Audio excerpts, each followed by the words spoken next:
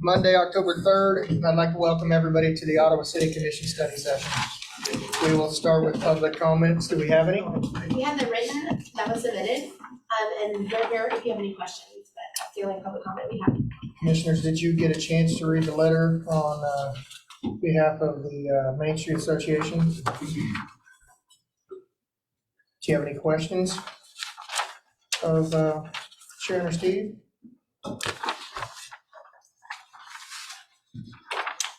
All right. Thank you. We do appreciate the letter.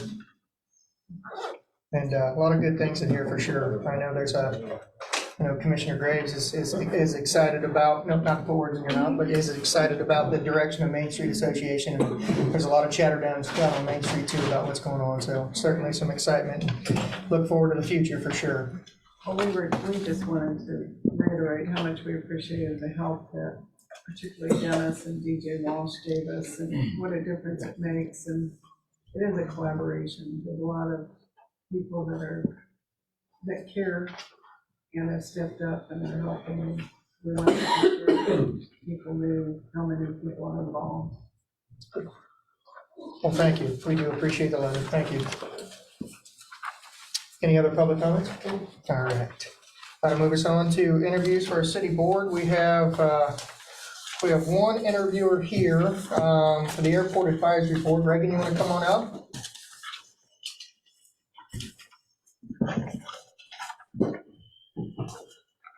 Well, let's say, if you want to state your name for the public here, then we got a few questions for you. Afternoon, my name is Reagan Ryan. All right.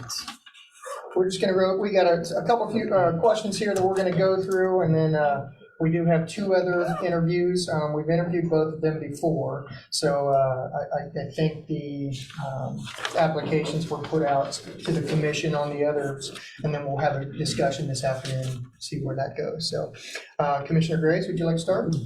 Why would you like to serve on the airport advisory board? I feel that I feel I can, as a young woman pilot, I can bring in a new perspective and help bring forth new ideas as the airport moves forward in the future. Commissioner Kaler? Hi, Ryan. Thanks for being here today. We appreciate it. Tell me, what do you perceive the biggest need or concern regarding the airport is? Biggest need or concern regarding the airport. While the Ottawa airport is considered one of the nicest airports in the state of Kansas, I believe we could have a stronger presence in the community of Ottawa, and just show how incredible the aviation community is. Thank you. Mr. Clayton? I would agree on the presence in Ottawa. What changes or improvements would you recommend to the city regarding the airport, specifically the airport's presence in Ottawa?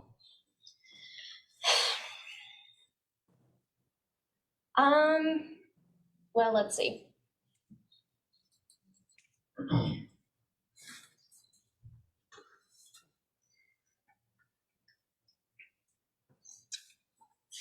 I'm not entirely sure how I can answer that. Apologize. No.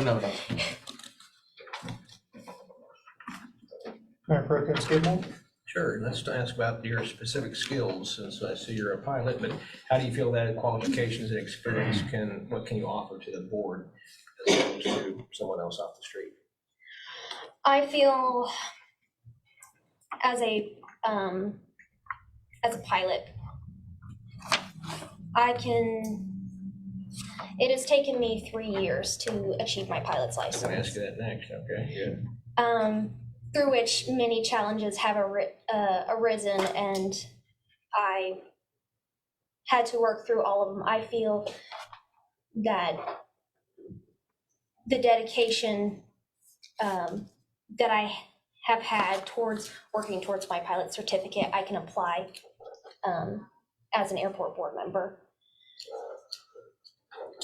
What was the hardest part about learning to become a pilot, in your opinion? 50-mile-an-hour crosswinds?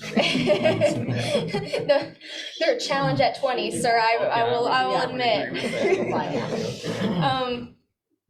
I think the biggest challenge has been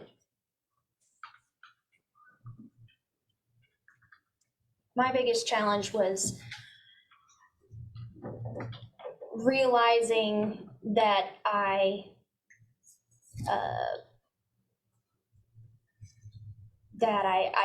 didn't have to do it alone, I suppose. I'm a person who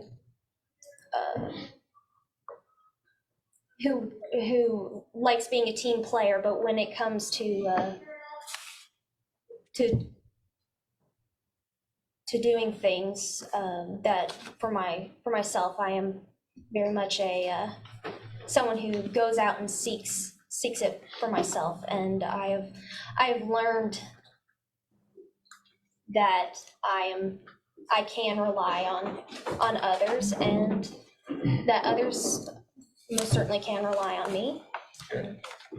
Just one thing I tell the press that as young as you are, you're already a pilot, and I tried that myself about 4 years ago, and the instructor kept saying, I need to be one with the plane, and I guess I never was, because I took 3 lessons and stopped, so. Well, it's never too late. Something, yeah. Okay, I appreciate your confidence in me, but I'll stick with letting someone else fly my plane. Greg, in what role do you see the Airport Advisory Board serving for the city of Ottawa?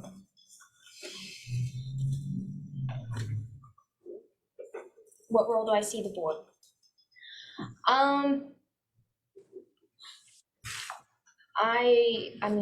I see the board as not only a foundation for the airport, but not only are they caring for our airport, but they are caring for the image of Ottawa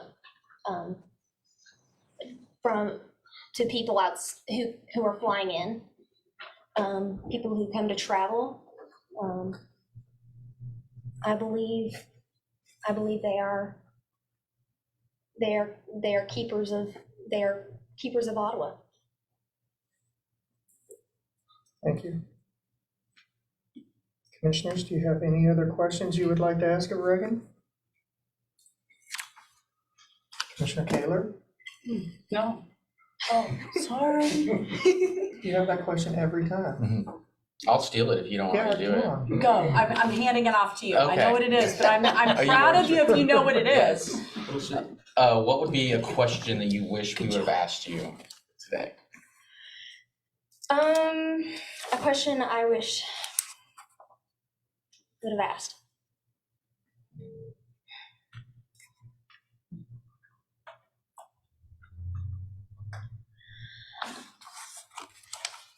That's a good question. I had the same response when they asked me that. It's scary. It's my standard So, question.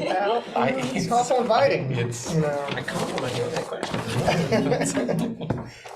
I suppose,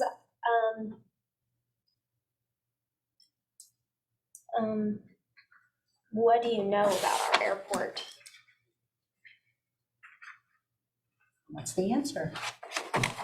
Well, how I would answer is, I'm out at the airport 3 to 5 days a week studying aviation. Out of the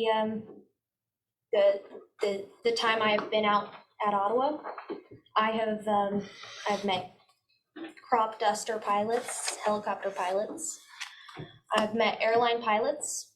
I've met air traffic controllers. I've met mechanics. And I've even met a gentleman who's flown a Pope.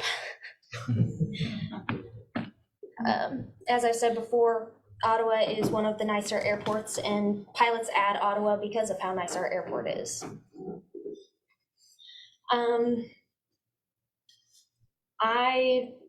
I personally believe from my experience that the airport is a place of opportunities, just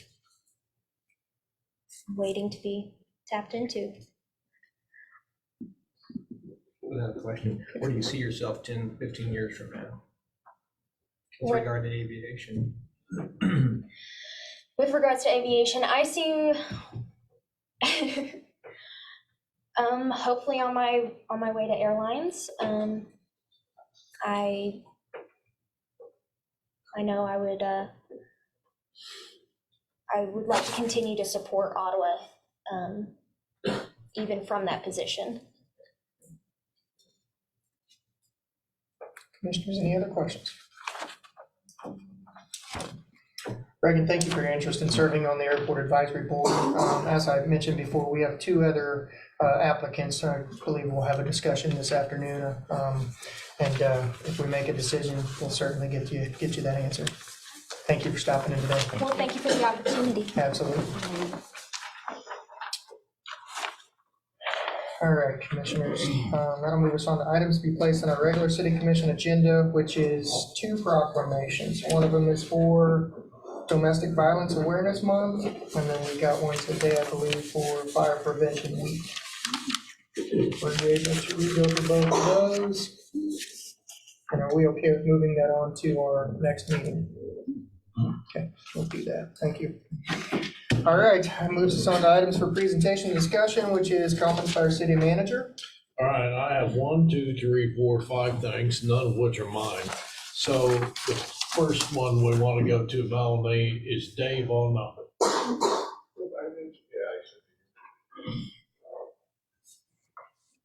Do you want to go ahead and handle the interest rate, please?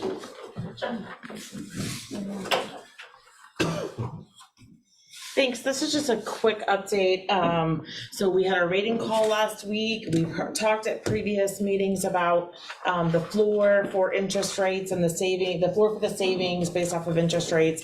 And Dave, our municipal advisor or financial advisor in this case, has an update for you as to where interest rates are and what that savings might be or not be. Yeah, thank you, Melanie. Just to provide a real quick update with you. I know I mentioned this when I was in front of the commission at your last board meeting, but interest rates have continued to rise, and they did so after your last meeting. I updated the estimated savings that you could get from the refinancing shortly before our rating call on Thursday, and the savings had dropped to about $6,000. I did a quick calculation. In order for us to get back up to that minimum targeted level of savings of $20,000, rates would have to fall about 0.4 of a percentage point from here. So at this point, it doesn't look likely that the refinancing is going to work. And unless rates change dramatically within the next week, we're just going to proceed with doing the bond issue, just including the 2 new money projects, which in total is about, if I recall, about $3.3 million.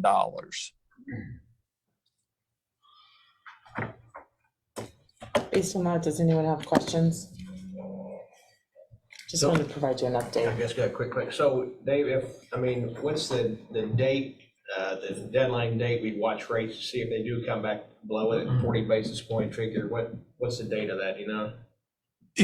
I think what I would likely anticipate doing here is, well, first of all, we're going to be printing the official statement a week from tomorrow. So if between now and then rates have dropped, that amount, then we can go ahead and update the official statement to include the refinancing component.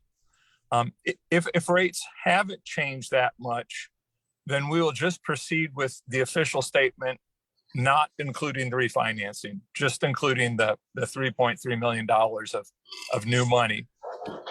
We would also have if that ends up being the case, and then on the day of the sale, rates should have fallen that much to allow us to get the savings, we would have the ability to at that point to ask the person who submits the best bid on the bonds if they would be willing to purchase additional refinancing bonds on top of the 3.3 million. I don't know if they would be willing to do that or not, but that is something that we could ask if that situation would arise. All right, thanks, Dave. Sure. Cool. All right, so real quickly, Melissa, you want to visit with the commission about the bids we got? But it's okay, Mona, because all the rest is yours. David, thank I you. need to move. Certainly. Thank you, everyone.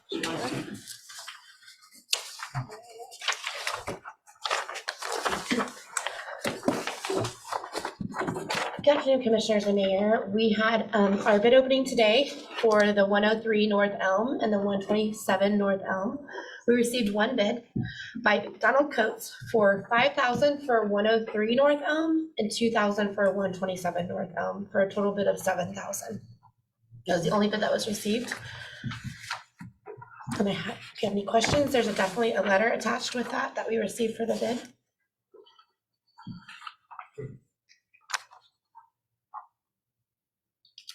Commissioners, any questions? 7,000 total. 7,000 total for both.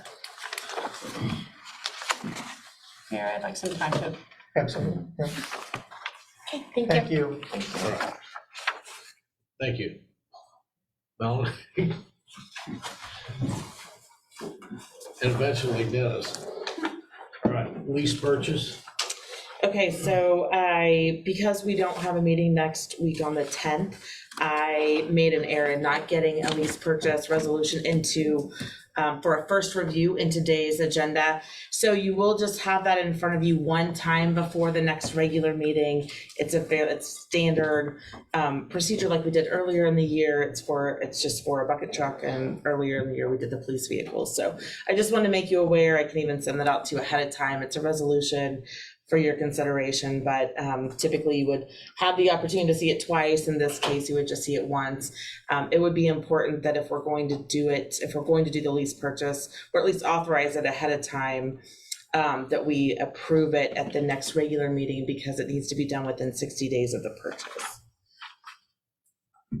And that's all I have on that. So we'll see it on Wednesday then? No, you'll see it on Monday, the 17th. Yeah, you see it. Can we, So you'll see it at one study session and The then, 19th for the, okay. right, Gotcha. I'd certainly like to see it earlier if we could. Yeah, certainly, I can send it out. yeah, if you can get it out earlier, that'd be great, and we can certainly review it amongst each other on the 17th. Certainly, I apologize for that. No worries, thank you. ARPA. Oh, okay, so quick update on that. So we had 4 items that we initially talked about. I think a couple of weeks ago, we talked to you about 2 of those getting ready to go out. There was some additional language we asked everyone to include in their RFPs that went out the door. We have a matrix that we're using based on the criteria under the final rule guidance. And so we have 4 RFPs that are either out the door, about to go out the door, or will be going out the door sometime this next week. And those are related to our first initial projects that we had talked about. And so that's just a quick update there. All of those are a fairly quick turnaround, between 2 and 3 weeks, because we have, just because we have done some preliminary work, even though they are all published for the public and will be sent out and available for anyone to reply. But we have a good idea on, most of them are specialized type things. So we have an idea of who might be responding, and so a shorter turnaround time was okayed in this case. And so we should know within the next couple of weeks what those bids are going to look like, and then we'll come back to you maybe towards the end of October, have another discussion about the remaining funds and where we might want to go with those. Thank you. And real quickly, while Dennis and Melanie are getting ready to discuss ECA, will you be canceling next Monday's meeting? I think we'll all be, or some of us will be in Topeka, correct? Yeah, so I mean, do we have anything that was going to be on there anyway? Overland Park, yeah. Yeah. Yeah, Don't drive to Topeka. I kind of assumed a while ago that we were canceling it. Yeah, I have a meeting. It's gonna, I don't know how late it is, but. Commissioners, are we okay with canceling next Monday's meeting? Yeah. Okay, yes. Mayor, Thank you. related to that item, so the bond docs for the sale would have been, you would have seen those twice, next Monday and the 17th also. You'll see those just on the 17th, the bond sale is on the 18th, and then they'll be on your regular meeting. But those are all things that you've seen before, and we can even send those out We ahead of should time be able to too. get those out earlier. You can, Absolutely. like, have some late night reading. Appreciate it. All right. Dennis and Melanie, talk ECA, please. Okay, so there's been a number of questions related to some of the higher energy bills over a couple of months in the summer here. And so we'll try to do an explanation of where that comes from.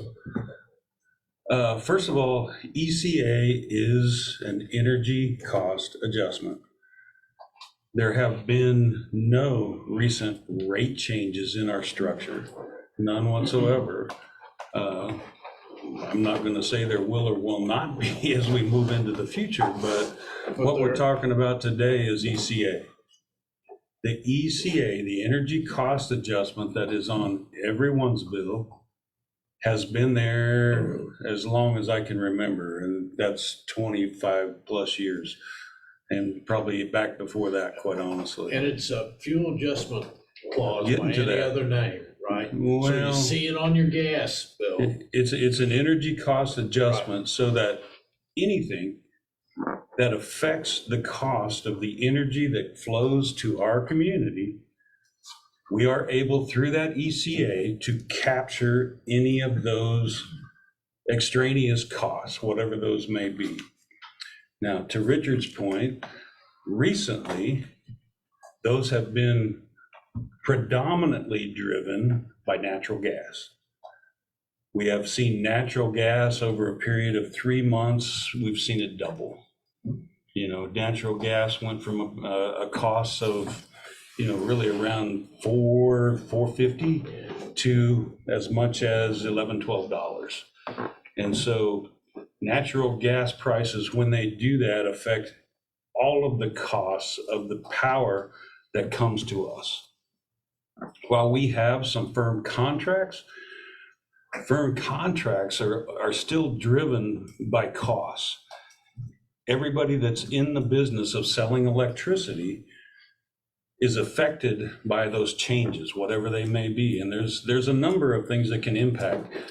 The biggest one that we've seen is natural gas, but I can tell you beyond a shadow of a doubt that some of the things that happen in our world are also impacting some of those costs, just like the costs of goods that everybody experiences every day are going up. And so that said, I think everybody has not only got to look at that energy cost adjustment and the fact that it was larger, but they've also got to look at their kilowatt usage. There's been a number of bills that have been gone back. People have, said, well, this is just crazy. It's way more than it used to be. Well, the fact is their usage was also more than it used to be. And a lot of times, without having the comparison, same month, year to year, people are saying, well, I didn't do anything different. Well, okay, maybe you didn't, maybe you did. Fact is your kilowatt usage was up. So something had to have driven that. So that's the first impact. But that's why you're on that natural gas. So we buy power from Pleasant Hill, they're natural gas, right? And so are there other plants that are natural gas sources we're buying power from? From the Dogwood plant, that is a natural gas driven plant. Okay. GRDA has a number of natural gas driven turbines in their group of generators.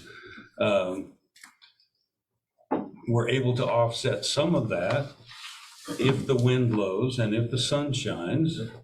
We're able to offset some of that, but fact is, in these hottest months, our portfolio for wind was down because the wind didn't blow. And so then we're buying off the market. The market is predominantly driven by natural gas. We continue to cut out some of our really less expensive sources of energy in coal and nuclear. And when we hit times like this and we see natural gas become predominant, then we got this issue. And we do have a couple, I think. This one to begin with is one that shows, and I think if we go back, Matt, to August down there, it may even be July, and then if you can slide it, you can see here, and we can go to the month before, but this is a daily index pricing that comes directly from KMGA. And as you can see, Matt, can you slide so we can see the table on the left? This is kind of big fitting in here. But you can see where prices are here in August. Like I said, in about May and June, prices were clear down at the $4.50 level. Not quite so much right here, but even from the $6.50 level, you can see that overall prices then, once we went from here to June, you can see them jump up. Tried to trend back down. Then July, I think we'll see a pretty sharp spike right here in July. And then the same thing happens in August, and it just stays up there. That's what drove our ECA being high for those couple of months. And as most people will notice right now, it has come back down. And the formula is not, we're not ahead of the formula, we're behind in time when the formula gets done. Exactly. The bills actually, we are on a 3-month rolling average. And so when you're seeing your bill be high is not necessarily the month that these costs were the highest at that point. And we're on a 3-month rolling average. Some folks are on a 12-month rolling average, which makes it even longer before they see the impact of these kinds of things. And this affects Evergy, Kansas City Power and Light, and every other municipal. It's not just Kansas. There is nobody in the nation that wasn't impacted by this. Across the United States, everyone saw the same thing, and it just really doesn't matter where you were at.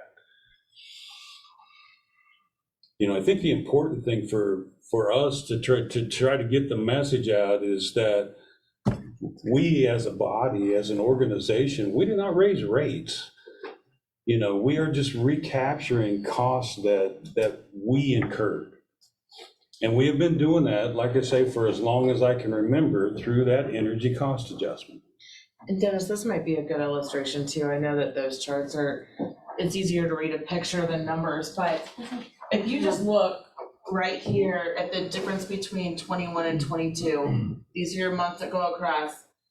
In June of last year, we were at 0.0199, and at June of this year, we're at 0.0389. And we just, where it would naturally go up, it jumped, and then it didn't come back down right away. It's just now starting to come back down slightly. So I know those are just numbers. It's really about, trying to understand what those numbers mean for you, but this is a pretty good illustration of the tracking that goes on behind the scenes in the utilities department, just watching to see where that ECA lands. It's really intended that if the prices ever fall below where they were that, that alters, that ECA can fluctuate up and down. It's just, Well, and right now, it's mostly fluctuating and rising. And that's shown on the table too. The our ECA is meant to be fair on both sides. Everything in red there is a negative cost adjustment. That's a place where customers weren't charged. There was actually money taken away from their bill at that point in time. So it works both ways. It just depends on where the markets are, where fuel costs are, all of those kinds of things. So the way this works for us financially on the utility side is something that we're actually doing some analysis internally. We want to be able to show you what that looks like and how it impacts our budget. So this is gives us the ability to recoup those additional costs that were unanticipated.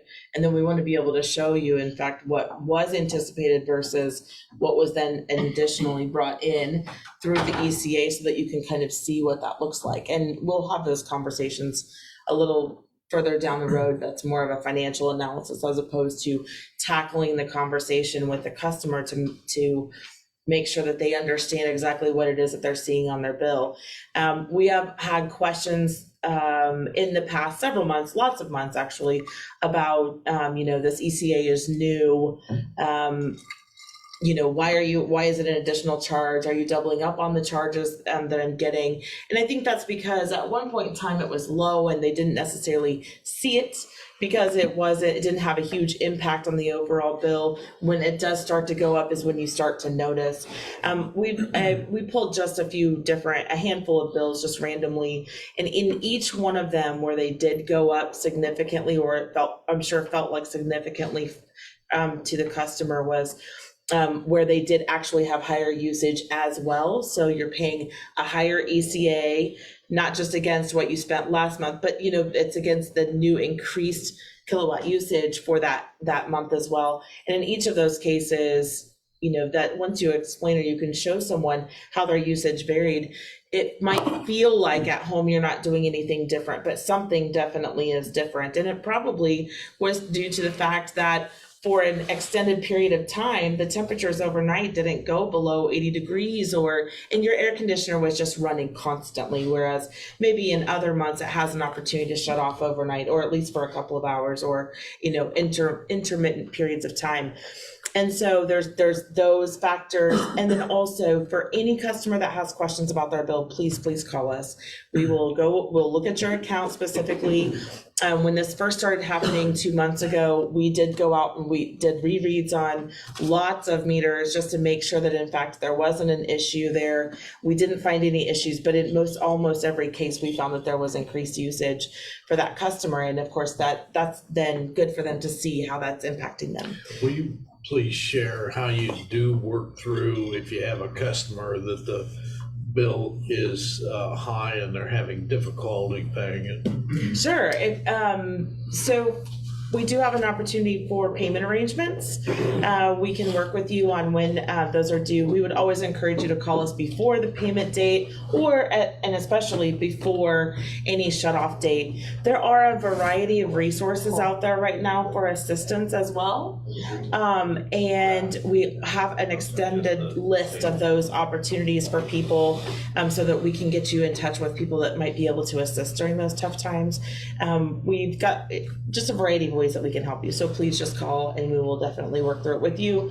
We can go back and look at your bill with you. We know that there's new weatherization money out there from KHRC, and there's that program they're really trying to push out there for those that are income qualified.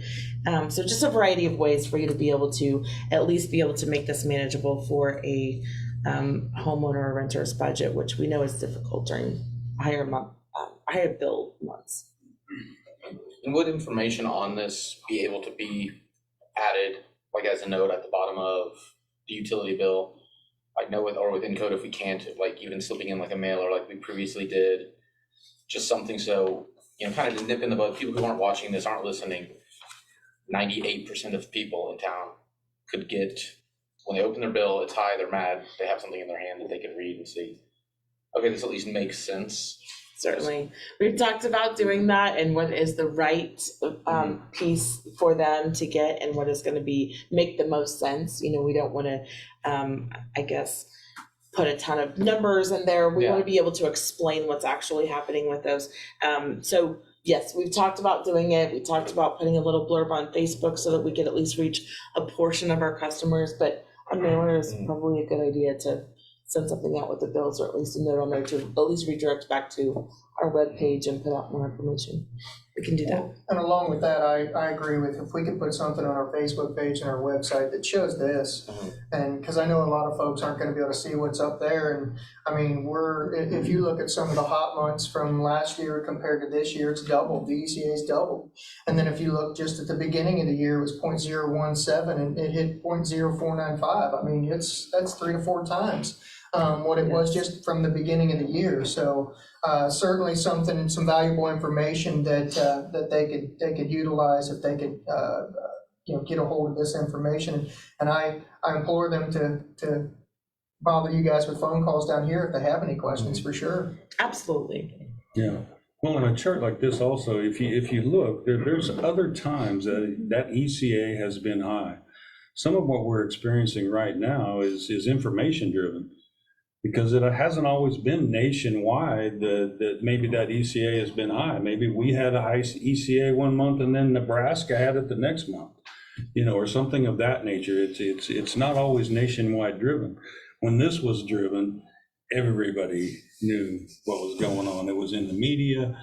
You start hearing the things about Evergy, for instance. There was a news article came out that they were going to be up 27%, and all of a sudden, then we're hearing things about how we've increased our rates by 52%.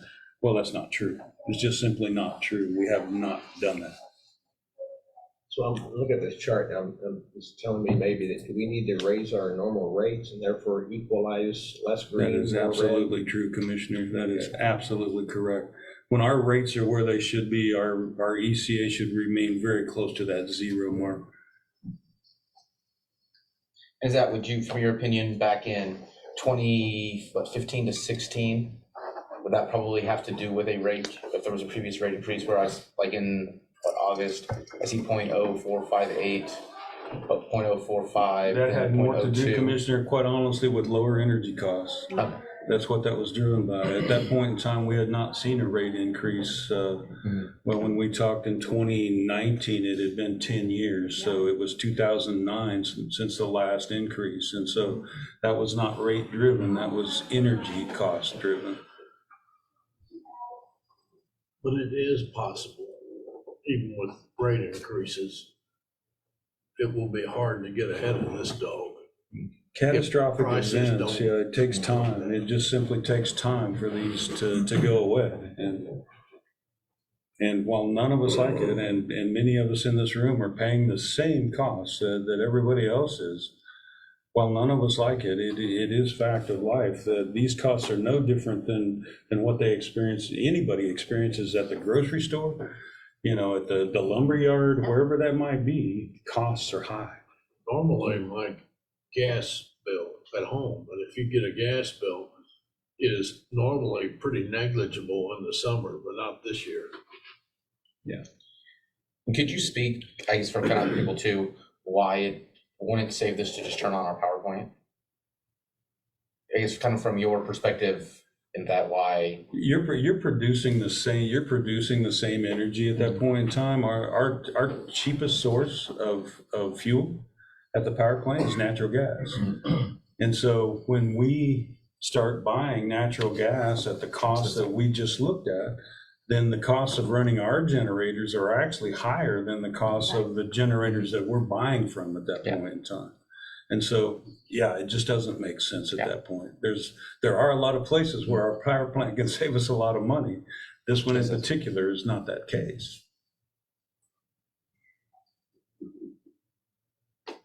Well, when the cost of natural gas is double as it was August of 21, it was $4.07. August of 22 is $8.81. Yeah, it's over double.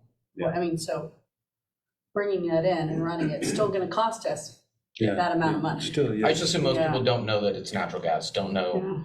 Yeah, and that's what Yeah. that's what we were hoping to get out there today is and there again, most all of the costs that we're talking about here today were driven by the rise in costs of natural gas.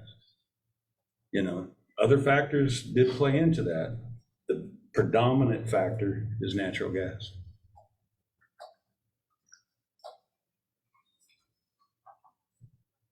Other questions we can answer, commissioners? And like Melanie said, we're always happy to help customers and try to help them, understand what we're talking about.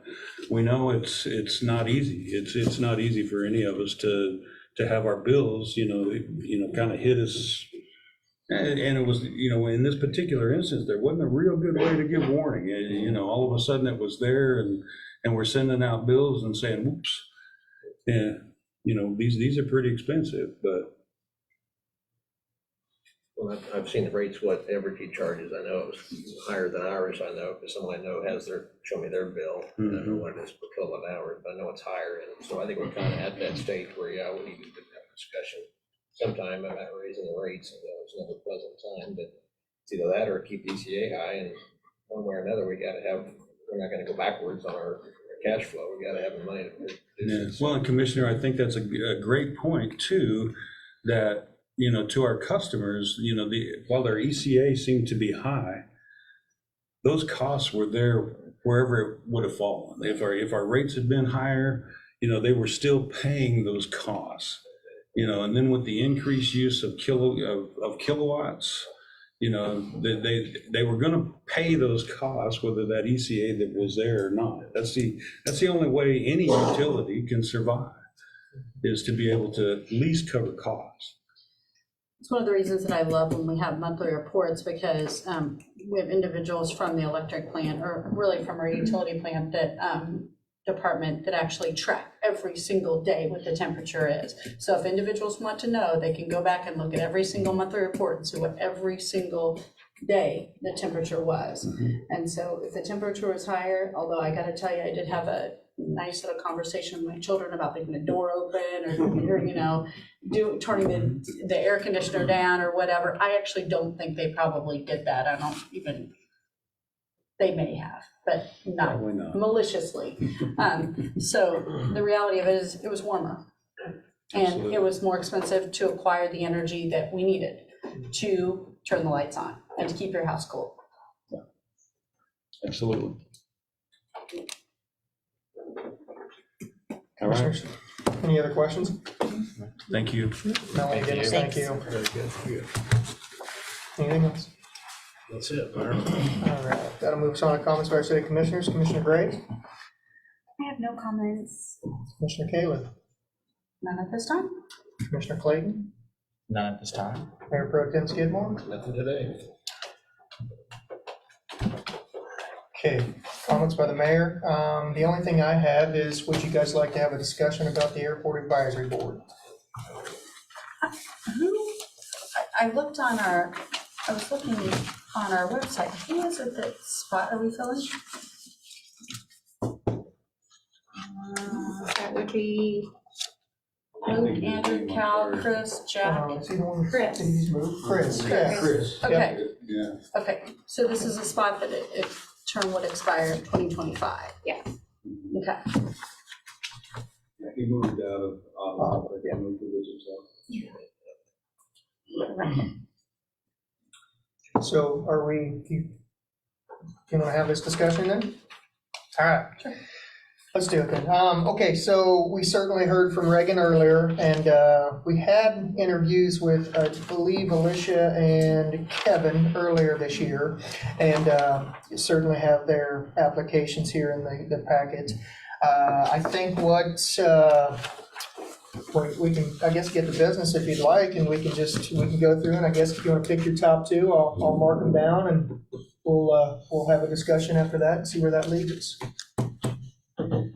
First of all, I just want to say, it's always hard when we do this. We have one position, 3 people want that position.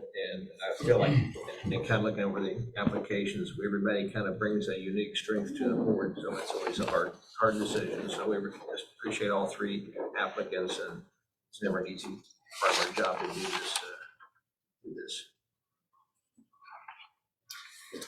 I know, just for me, I know last time I remember when we went through this process, I was torn between a couple different people, and Kevin was definitely on my list at that point, so I would definitely say he's one of my choices for this round. And if we're choosing 2, then I would also choose Reagan for kind of a new perspective. I'd kind of reiterate that as well. I'm just trying to imagine myself at 20 years old, and I was not in a position to be willing to serve on a board. So I think that's just terrific that she's willing to do that. And obviously is already out there. You know, she said 5 to 10, or she's out there 3 to 5 days a week. She said kind of already doing stuff out there, is actively involved. And I'd reiterate with Kevin, so I'd probably do Kevin and Reagan as well. I will cast my, the 2 votes for Alicia. I think that she serves a different point of view than any of those applicants do. Her business actually has direct, they are part of the aviation world, and that's a whole different point of view. And so I think that her point of view is critical. And something that is not represented necessarily on the Airport Advisory Board right now. I think that I so appreciate what Kevin did when he was running the airport. I think that he did an amazing job and kept it going and kept it really viable, and I certainly appreciate that. I think Reagan brings a fresh face to the board. I would put Alicia and Reagan in there. And I'd like your comments about Alicia too, and Kevin, and the experience he's got out there. So I would say Alicia and Kevin. And I couldn't imagine, as Commissioner Clayton said, being 20 and sitting at that table. I was scared.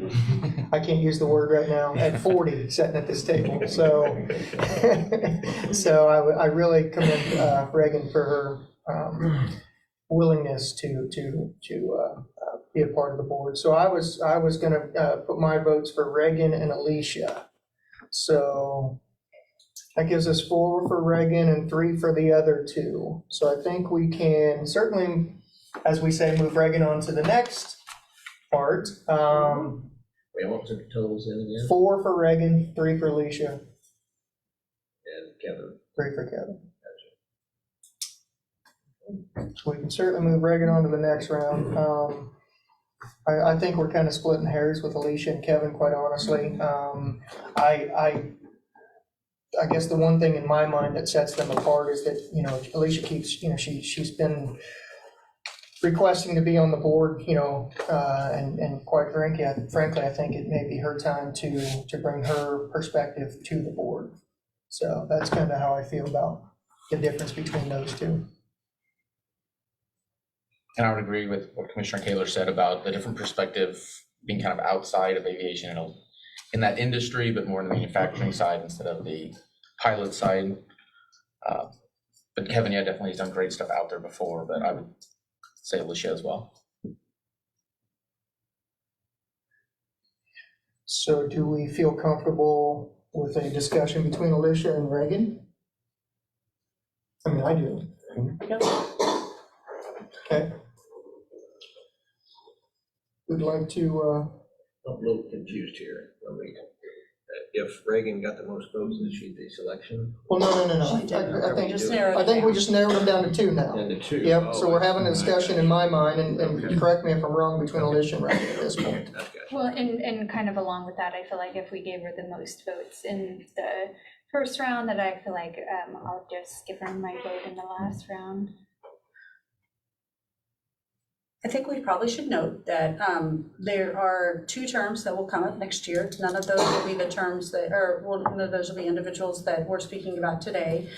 Jack Miller's term and Luke Douglas's term will come up in 2023. And so, and I know that, you know, none of us want to believe it, but 2023 is just around the corner. So there's no reason that the talent of all those individuals cannot be utilized.